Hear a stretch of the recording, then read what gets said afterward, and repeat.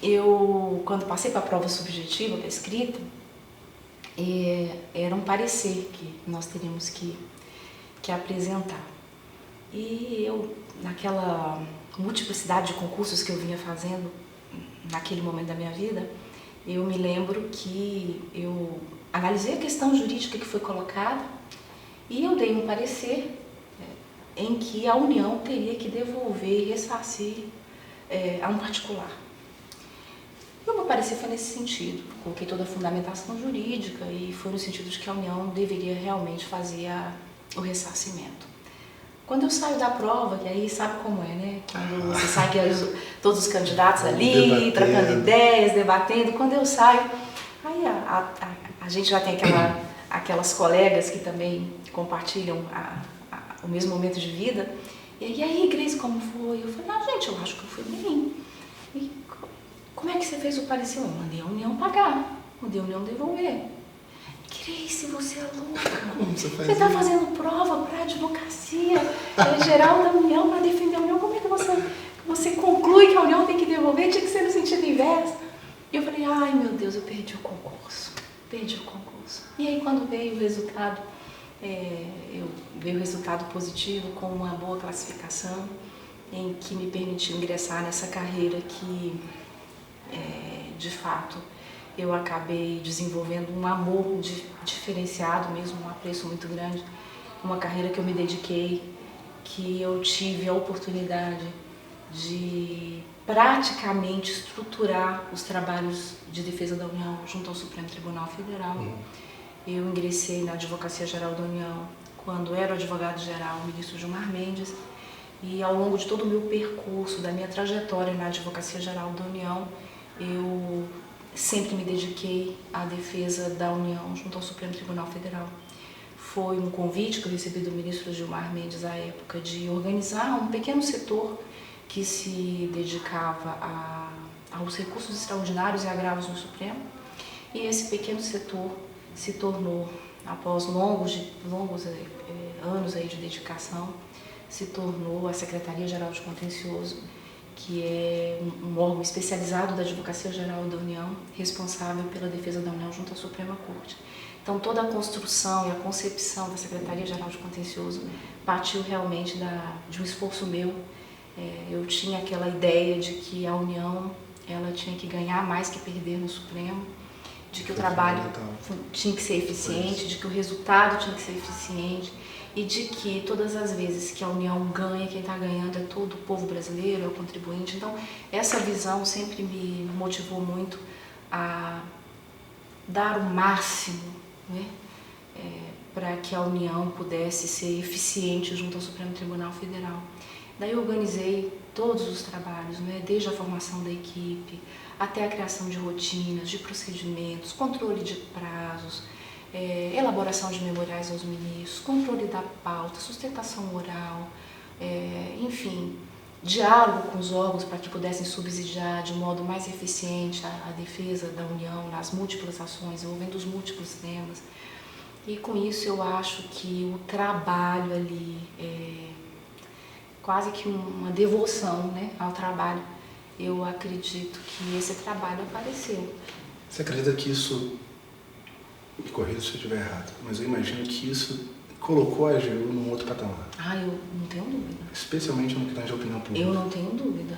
O trabalho de defesa da União no Supremo Tribunal Federal acabou trazendo visibilidade para a Advocacia Geral da União, porque, primeiro, porque se trata de um trabalho desenvolvido junto à mais alta corte de justiça do país. Segundo, porque é a última oportunidade, se você considerar que a questão está sendo trazida em grau de recurso. Terceiro, porque o controle concentrado de constitucionalidade traz realmente esse viés, né, de defesa da política pública de modo muito evidente. Então, você está realmente defendendo uma política pública importante para toda a sociedade brasileira. Então, quando você tem um resultado positivo, você consegue uma decisão que mantenha a rigidez, a constitucionalidade de uma lei importante para a sociedade, como em tantos casos nós tivemos, poderia aqui ilustrar, né, como a Lei Maria da Penha, como a ADIM que discutiu o passe livre para idoso, para estudante, e tantos outros casos que nós obtivemos vitórias importantes, expressivas no Supremo Tribunal Federal. Tudo isso revela que a instituição passou a ser respeitada pelos resultados que apresentou em prol da sociedade. Eu me recordo que no início dos trabalhos, quando os ministros da Suprema Corte, isso lá em 2000, 2001, 2002, 2003, quando os ministros eles iam fazer o relatório nos seus votos, eles mencionavam sempre a posição da Procuradoria-Geral da República. Não tinha uma referência à posição da Advocacia-Geral da União.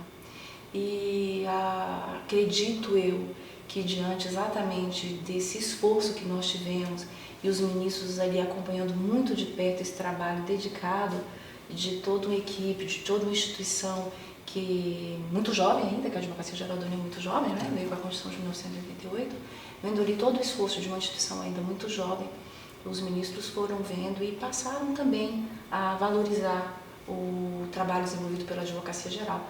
Tanto que hoje a Advocacia-Geral da União é citada em praticamente todos os votos dos ministros do Supremo Tribunal Federal. Então, diante da pergunta, eu acredito que sim, que esse trabalho acabou se tornando também um diferencial dentro da casa e quase que talvez um modelo que pudesse também servir de inspiração para as outras unidades da instituição. Agora, uma curiosidade, como é, ministro, seu telefone tocar, ser o presidente da República te ligando? Qual é a sensação que 95% da população jamais terá em toda a sua vida? Aí depende dos momentos, né? Como foi esse processo? Eu tive uma, digamos assim, talvez comigo o percurso tenha sido muito peculiar, digamos assim, né? Eu não conhecia o presidente da República, Michel Temer, pessoalmente.